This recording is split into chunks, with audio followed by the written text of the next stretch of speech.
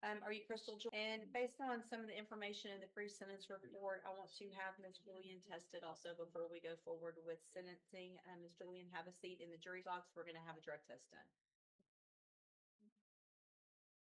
When do you use meth? I haven't used meth around people. I've been using it. I stay with a girl. She's pregnant, and I struggle repeatedly. So here's the thing. Okay. You're typically not going to test positive just for being in the same area. Yeah. Hold on. Okay. If you're that close to somebody using it, then you know better. Yes.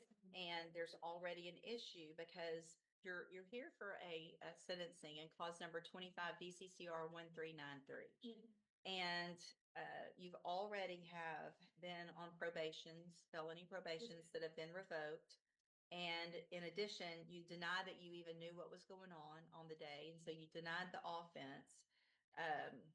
And so for those reasons at this time, based on, I'm not necessarily saying I'm going to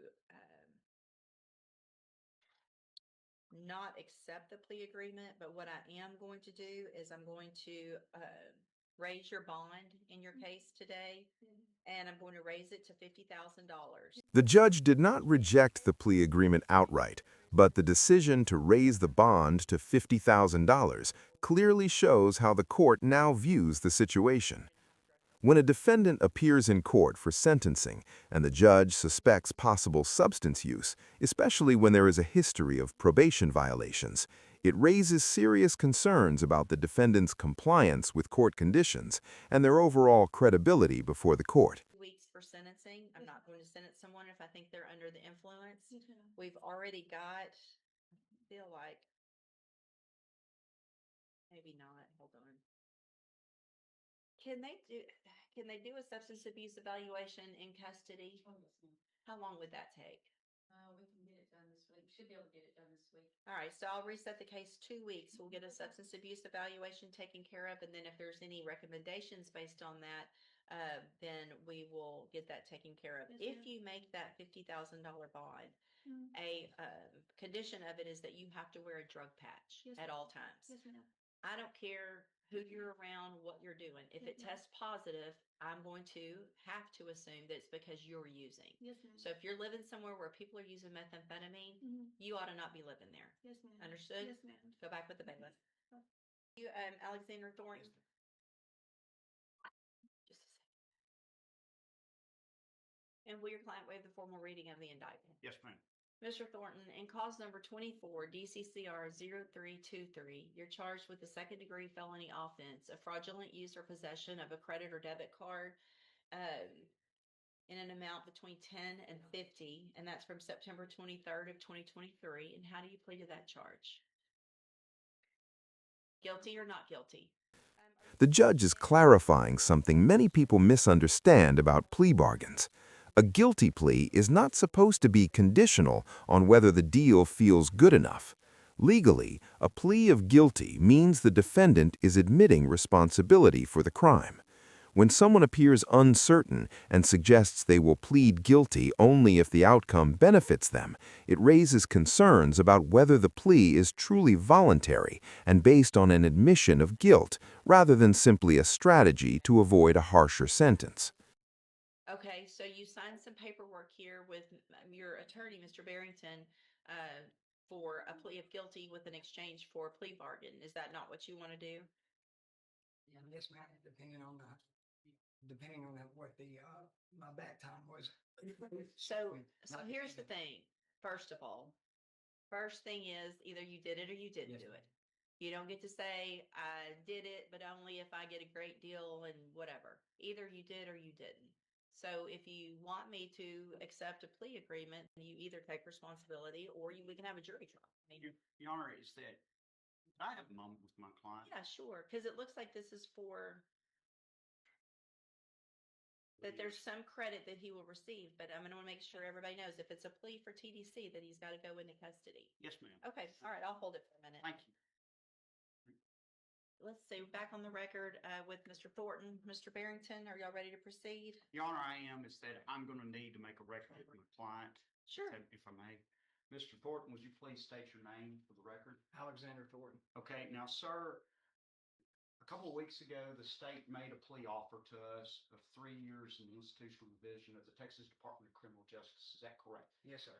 And at that time, I went over that plea offer with you, and you said that you were interested in taking that, accepting that, but that we needed to straighten some things out with some pending cases in Jasper. Isn't that correct? Correct. Okay. And so isn't it correct, sir, that we came before the court, told the court we were going to accept this deal, correct? Correct. And since that time, I've negotiated and discussed things in Jasper, is that, and tentatively had a deal worked out for you up there, correct? Correct. Okay. And is that, and so then today we appeared here today, correct? Correct. Is that I went over the paperwork with you, correct? Correct. Okay. Is that you signed the paperwork, correct? Correct. And it was the offer that the state made, correct? Correct. In that you, and I also went over the range of punishment with you in this case, correct? Yes, sir. Okay, and I explained to you that the range in punishment in this case is no less than 2 years and up to 20 years, correct? Yes, sir. And you also faced up to a $10,000 fine, correct? Yes, sir. And I also went over the fact of that you were going to have to plead guilty to this offense, correct? Yes, sir. Is that you signed the papers, right? Yes, sir. Okay. Is that, and then we got up here, is that, and the court asked you how you pled, correct? Correct. And at that time, you informed the court that you were pleading not guilty, right? Correct. And we took a break and we went out in the hall, right? Yes, sir. Okay. And I discussed the fact of if you believe in your innocence, that you cannot plead guilty to something that you did not do, right? Correct. Okay. And at that time, you professed to me your innocence, correct? Correct. Is that, and I said, okay, do you understand that by pleading not guilty in this case, that the state is going to revoke their plea offer of 3 years, right? Correct. And that in all probability, we're going to have a jury trial in this case, correct? Yes, sir. Okay. And that you could, if you're, and that's going to be a guilt innocent phase, right? Yes, sir. And then with a jury of your peers, and then also going to include, if you're found guilty, a punishment phase, right? Correct. And I explained all that to you, right? Yes, sir. Did you understand everything that I explained to you? Yes, sir, I did. Okay. And do you understand that if you persist in this, that this plea offer is off the table, we're going to trial? That's what the prosecutors informed me. Yes, sir. Okay. And so, do you fully understand the way these proceedings are going at this point? No, sir, I don't. Okay. Well, I have, Here, let me, yes, ma'am. I mean, I think anything further you need to get into is attorney-client Yes, privilege ma'am. probably. So, Mr. Thornton, it's real easy. Either you enter a plea of guilty, accept responsibility for a plea offer. You could enter a plea of guilty, accept responsibility, leave your punishment open to the court, or you can go to a trial and let a jury decide. Those are your 3 options. So all I need to know is what you want to do, and I want to make sure you do understand that if you don't want this deal and you're not guilty, that's fine. That's what juries are for. But you will not get this offer again after today. So if we put it on the trial docket, it will be expected to go to trial. If you change your mind later, it will be to some different either plea agreement or open to the court. You understand? Yes, ma'am. So what part do you not understand? Well, Your Honor, if I could, maybe feel free to explain. Well, here's what I don't want you to do. I don't want you to talk about the facts of the case. Okay. I'm taking a look at the probable cause. I have a very limited understanding of what the allegations are. That's kind of not my position right now or what I need to be getting into. That's for either a jury. But your attorney, Mr. Barrington, obviously knows what the state's evidence is and what they would put forward at a trial in front of a jury. So that's important for you to discuss with him. You have every right, again, to have a jury decide if you're guilty and what your punishment would be. And what do you want to do? I would like a jury trial. All right. So I'm going to delete this paperwork. We'll set your case on the trial docket. I'm going to make a notation. I don't necessarily need a rejection since we've really kind of gone through this.